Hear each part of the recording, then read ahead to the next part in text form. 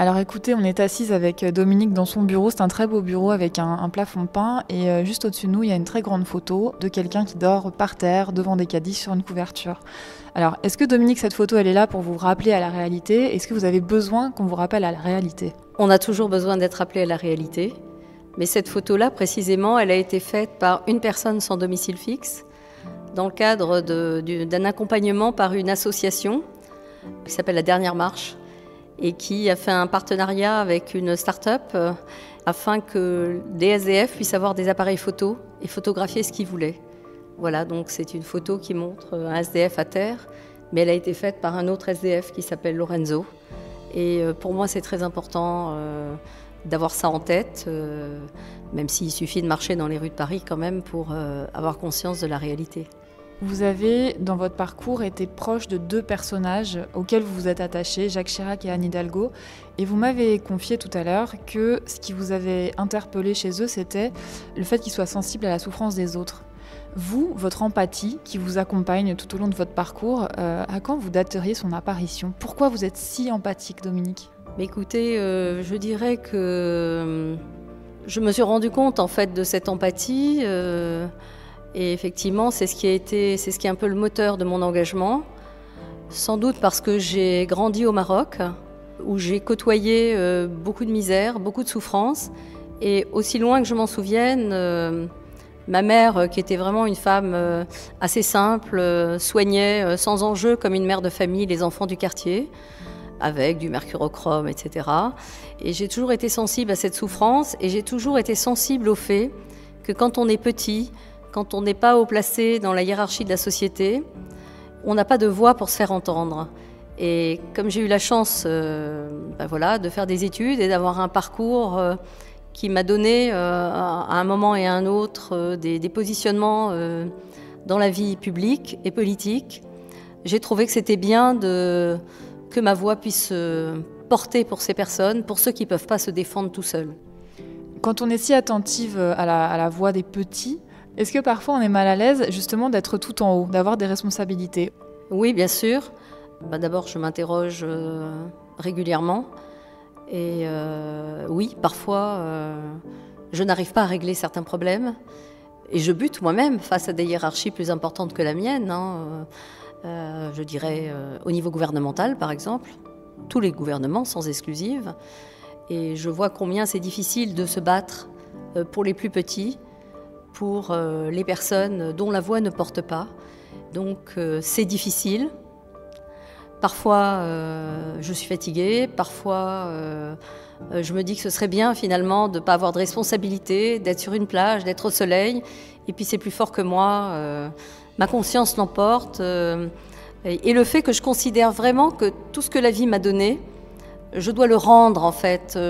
Il ne s'agit pas de dette, mais je pense que moralement, d'un point de vue des valeurs morales, d'un point de vue de ce que la vie m'a donné, je trouve que c'est mon devoir et que toute personne qui a la chance d'avoir un certain niveau de responsabilité doit pouvoir se battre à un moment ou à un autre pour ceux qui ne peuvent pas se battre tout seuls. Est-ce que vous pensez, Dominique, que vous pourriez exercer un métier où on ne se bat pas? Est-ce que c'est pas quand même un peu votre truc de vous battre? Ça m'est arrivé au tout début de ma vie professionnelle, de travailler en entreprise où il n'y avait pas d'enjeu de combat, enfin, à part bien faire son travail. Ça a duré quelques années, 7-8 ans. Mais à partir du moment où j'ai participé à la création du SAMU social de Paris avec Xavier Emmanuelli, qui avait été vraiment le concepteur de ce dispositif qui est toujours présent, là, ça a éveillé chez moi un vrai sens des responsabilités. Et au fond, c'est impossible pour moi de faire autre chose. Je dis tout le temps comme ça, les jours de fatigue, que j'aimerais faire autre chose, pour lequel il n'y ait pas d'enjeu, mais en réalité, c'est pas vrai, il ne faut pas me croire quand je dis ça. Alors là, il y a de quoi se battre à Paris en ce moment, surtout quand on est chargé des solidarités. En 2018, vos grands combats, ce sera quoi? Alors en 2018, il y a plusieurs combats. Il y a d'abord la lutte contre la grande exclusion, les sans domicile fixe. Vous l'avez remarqué, il y a beaucoup de personnes dans les rues. Bien qu'il y ait 16 000 places d'hébergement dans Paris, il reste encore au moins 2 ou 3 000 personnes à la rue. Et ça, c'est inacceptable. C'est beaucoup de souffrance. Il y a aussi la question des réfugiés, des migrants primo-arrivants et des réfugiés, pour lesquels on a beaucoup avancé avec Anne Hidalgo, grâce à son courage et sa détermination. Et au vôtre peut-être un petit peu aussi. Le mien, associé au sien, effectivement. Elle m'a fait confiance et sa voix a porté. Mais les flux de migrants continuent d'arriver. C'est 80 à 100 personnes qui arrivent chaque jour à Paris. Et là, le gouvernement a une approche de la question qui n'est pas totalement la nôtre et qui ne me semble pas être totalement celle qu'il faudrait avoir. Et donc là, c'est bien évidemment, dans le respect du gouvernement, c'est d'avoir un plaidoyer, d'être suffisamment convaincant pour les amener à comprendre combien cette question est sensible, d'autant qu'à Paris, les Parisiens sont extrêmement mobilisés, extrêmement engagés sur cette question, et qu'ils ne comprennent pas et ils ne comprendraient pas que d'abord la maire de Paris et moi-même, même si ce n'est pas notre compétence légale directe, mais que c'est celle de l'État, ne soyons pas à leur côté pour que les migrants qui arrivent soient bien traités, accueillis par des professionnels, que leur situation soit examinée et qu'ils ne soient pas humiliés dans leurs droits fondamentaux et dans leur être profond. On dit de vous que vous seriez pour un accueil inconditionnel des réfugiés. Ce terme inconditionnel, on l'associe à la maternité. Généralement, on dit un amour inconditionnel de mère. Est-ce qu'il y a quelque chose de maternel dans la façon dont vous combattez ? Non, je ne crois pas. Au contraire, je pense que c'est vraiment quand je combats, c'est toujours vraiment avec un vrai esprit combattant, un vrai esprit de samouraï. Je combats parce que je crois dans les valeurs profondes qui sont celles de la République, parce que je crois profondément qu'on ne doit pas humilier les êtres humains et que même si certaines personnes ne peuvent pas rester en France, je pense qu'il faut qu'on leur donne la possibilité de rentrer la tête haute, avec une formation, avec un métier, avec l'apprentissage du français. Vraiment, je suis absolument convaincue qu'on doit respecter les êtres humains parce que c'est l'histoire du monde qui défile sous nos yeux à Paris. C'est l'histoire d'un monde en guerre, dans lequel il y a énormément d'horreurs et d'atrocités qui se passent.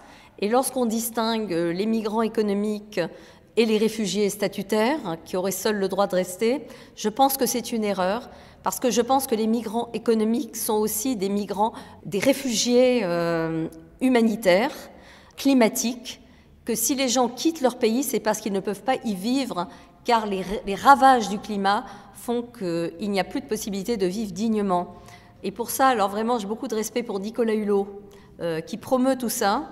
Et je pense qu'on doit vraiment réfléchir sur ce qu'est ce monde, ce qu'il devient au niveau des guerres, des ravages climatiques, et comprendre que nous, pays européens, pays riches, même s'il y a de la pauvreté et de la grande pauvreté, nous restons un rêve pour ces personnes, et qu'ils peuvent être vraiment non pas un problème, mais aussi un apport culturel.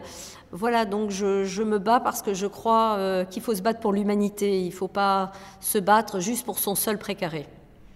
Si vous pouviez formuler un vœu pour les Parisiens pour l'année 2018, qu'est-ce que vous demanderiez ?